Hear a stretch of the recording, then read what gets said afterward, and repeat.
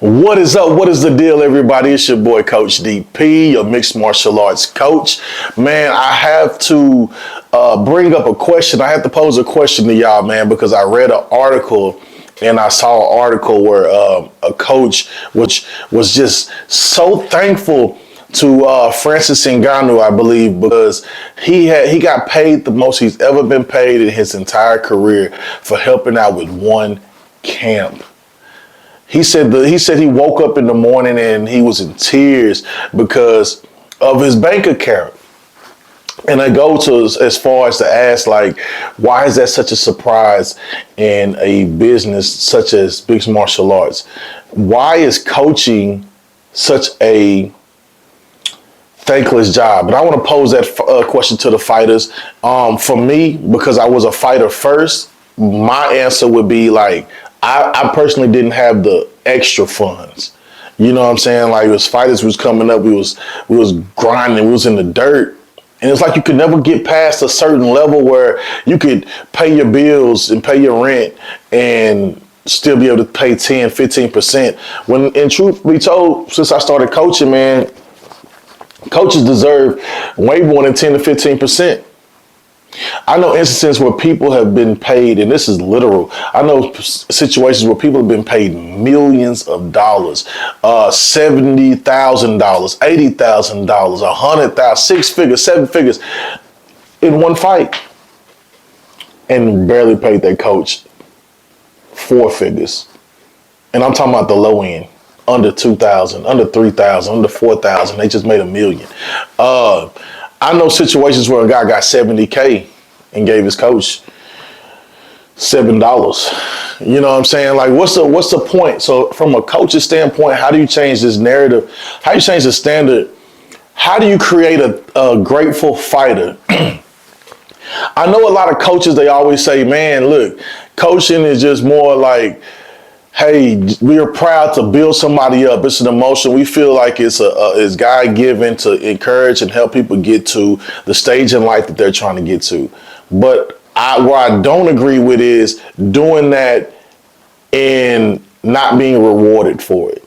There's no job in the world that you would want to work as hard as you do and hard as you can without any reward. Could you imagine working at the biggest firm and you worked as hard as you could, and you made this company millions of dollars, and they never gave you a raise once? They never gave you more money. How long would you stay? Fighters are wanting their coaches to stay and accept abuse or accept the scenario no matter how much money they make. There are fighters that think different. There are fighters that say, I'm going to take care of my coach. Some of them got to actually fight a couple of extra fights so they can help take care of their coach. But I want to know their opinions too, because if you're a fighter and you're watching this, what's holding you back? I told you my reason, but my reason isn't everybody's reasons, because like I said, I know people who've made a lot of money, who had a chance to change their coaches' lives forever. They could have opened up a gym in their coach's name. That by itself would have did numbers for that coach. And the coach will humbly say, man, I'm not in it for this or that. But I think in this world, God wants us to be prosperous in everything we do. You know, we turn around and say, well, I get gratification doing this. But you're supposed to be prosperous, because at the end of the day, especially as a man, and there are women coaches, you're supposed to be able to leave a legacy for if you have children or whatever your situation is. You're supposed to be able to pay for things. You're supposed to be able to take care of home. And I can't turn around and say I couldn't do it because this person didn't take care of me when I could have changed the narrative. So how do we change the narrative as fighters? The business and the market of MMA has grown. We have to grow in our in the way that we look at the way we handle things as well. If it was a promoter, if it was anybody else that told you, hey, go get your medicals done, you wouldn't try to go get them done for free. And if you would, you wouldn't get them done for free. You can't expect these coaches to train for free. You can't expect them to not have a reward at the end, because a lot of times they do train y'all for free. And if they do train y'all for free for a month, 6 months, 6 weeks, every single day they're there for you.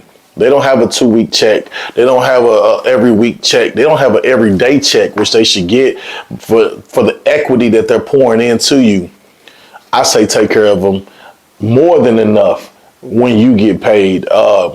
And if you're at a level where you're an amateur or you're just turning pro and your paycheck is nothing, man, sometimes the sacrifice might suck, but the sacrifice can't only come from one end. It has to come from both ends. You make $1,000, give them a certain amount, and then still go make your other money on the side. You know what I'm saying? But we have to find a way to change the narrative. I hate seeing coaches. I love seeing the story where coaches say, my bank account has changed. It changed my life. I hate seeing the story where this coach has been working for 20 years, 10 years, 5, whatever. I don't care if it's 3 years. And they poured equity into a fighter, and the fighter has elevated himself in any way than he started, and the coach is struggling and trying to find a way for his family to survive. That, to me, is not right, and I don't think that works in any other sport but martial arts. But it is a thankless job. We have to change the narrative. Tell me what you think from a fighter standpoint, from a coach's standpoint. Let's get it going. Like, comment, share, and get back with y'all soon. Let's go.